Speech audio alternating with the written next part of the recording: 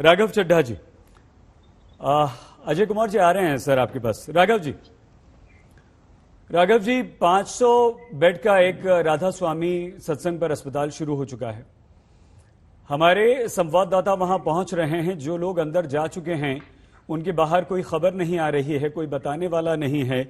बाहर परिजन खड़े हुए हैं, पता नहीं 500 लोगों को अंदर लिया भी है नहीं, कोई ट्रांसपेरेंसी नहीं है। दिल्ली में लगातार आप ये कह रहे हैं, आपके मुख्यमंत्री अरविंद केजरीवाल कह रहे हैं कि हम जल्द ही 1200 बेड का इंतजाम कर लेंगे, और कर भी रहे हैं। 500 तो हो गए, डीआरडीओ ने 200 बेड वहां शुरू कर दिए हैं आर्मी हॉस्पिटल के पास, सब हो रहा है।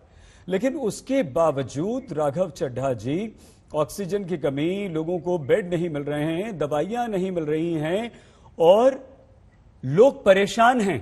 क्यों? सईद भाई, ऑक्सीजन की कमी की जहां तक बात है, ये सारी समस्याएं कहीं ना कहीं उसी से जुड़ी हुई हैं। आप देख रहे हैं कि कुछ कुछ अस्पताल जो अपने बेड कैपेसिटी को बढ़ाना चाह रहे थे, यानी कि कोई 400 बेड का अगर अस्पताल चल रहा है, वो 400 से 500 करना चाहता था इस कोरोना महामारी की एक वेव को देखते हुए, वो आज नहीं कर पा रहा है, क्योंकि आज उसके अस्पताल में 400 लोगों के लिए भी पर्याप्त मात्रा में ऑक्सीजन नहीं है। तो एक ऑक्सीजन का अभाव से पूरा सिस्टम चरमराया है, इसमें कोई दो राय नहीं है, और हम लगातार संघर्ष कर रहे हैं। मैं अगर बिना कोई राजनीति करे, ना राजनीतिक दल का नाम लूंगा, फैक्ट आपके सामने रखूंगा। सही भाई, आप जानते हैं मुझे, मैं फैक्ट्स पे बात करता हूं। हमारी कुल मांग 700 मीट्रिक टन की थी। अगर केंद्र सरकार के कैलकुलेशन के हिसाब से देखें, जो केंद्र सरकार कहती है कि अगर राज्य में इतने आईसीयू बेड हैं, इतने गैर आईसीयू बेड हैं, तो कुल मिलाकर हमारी मांग अगर केंद्र सरकार के फॉर्मूले से जाएं तो 976 मीट्रिक टन बनती है।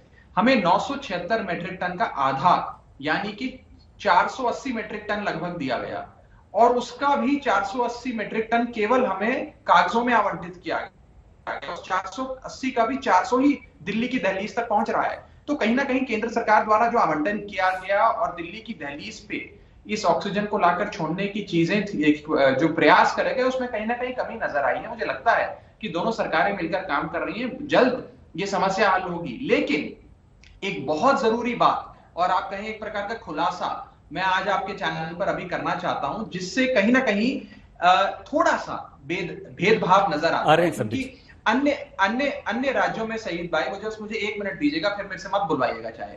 अन्य राज्यों ने जब जब केंद्र सरकार की समिति के सामने अपने ऑक्सीजन की मांग रखी, हर उस राज्य को जितनी उसने मांग रखी उतनी मांग मिल गई, उतना ऑक्सीजन मिल गया। कुछ कुछ राज्यों को उससे ज्यादा मिल गया।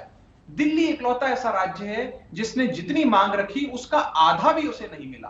केंद्र सरकार के फॉर्मूले से जितनी मांग बनती है उसका भी आधा नहीं मिला। उदाहरण के तौर पे उत्तर प्रदेश ने 800 मीट्रिक टन मांगा, उसे 753 मिला। पंजाब ने 126 मांगा, 136 मिला। राघव जी, तमिलनाडु ने 200 मांगा। राघव जी, सारे राज्य पढ़ के बता देता हूं। नहीं, वो डेटा तो है ना, मध्य प्रदेश को 25% ज्यादा दे दिया है, वो अदालत ने सवाल भी उठाया। राघव जी, वो पता है हमें। राघव जी, ये बताइए कि जो कैसे केंद्र तय करता है, या क्या केंद्र यह तय करता है कि दिल्ली को इतनी जरूरत है, हम इतनी ऑक्सीजन देंगे, या आप लोग बताते हैं?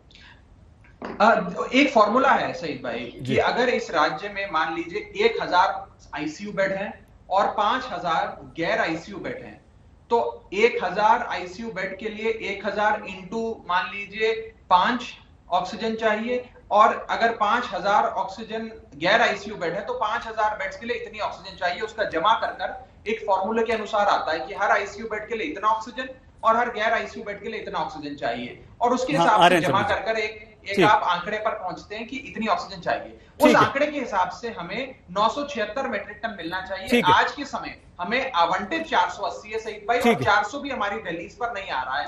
अब आज हाईकोर्ट ने ठीक है, नहीं ये सवाल नहीं, ठीक है, केंद्र सरकार से ठीक है, पूछा कि भाई क्यों, हाँ, क्या आधार क्या है, इसीलिए हम समझना चाहते थे आपसे।